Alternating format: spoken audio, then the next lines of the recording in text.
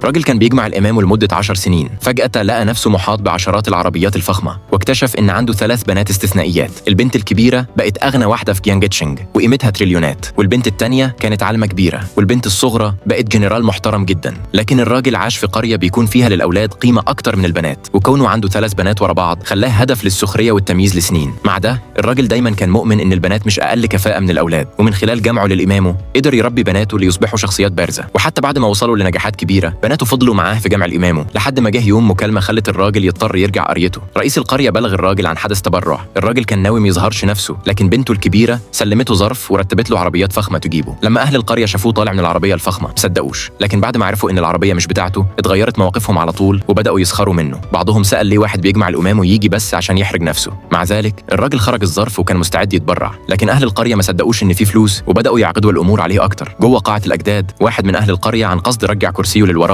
وخلاه يقع على الأرض وسط ضحك هستيري. رئيس القرية اللي كان مليان احتقار أعلن إن اللي عنده أولاد بس يستحق مكان على الترابيزة، والراجل كتم غضبه وقال بحزم: بناتي أحسن من ولادكم ب100 مرة. الكلام ده أغضب الرئيس على طول، وبدأ معاه ناس يحيطوا بالراجل ويهددوه يعلموه درس. في اللحظة دي تليفون الراجل رن. بنته الكبيرة حست إن باباها في مشكلة واتصلت ببناته التانية وجروا على طول للقرية.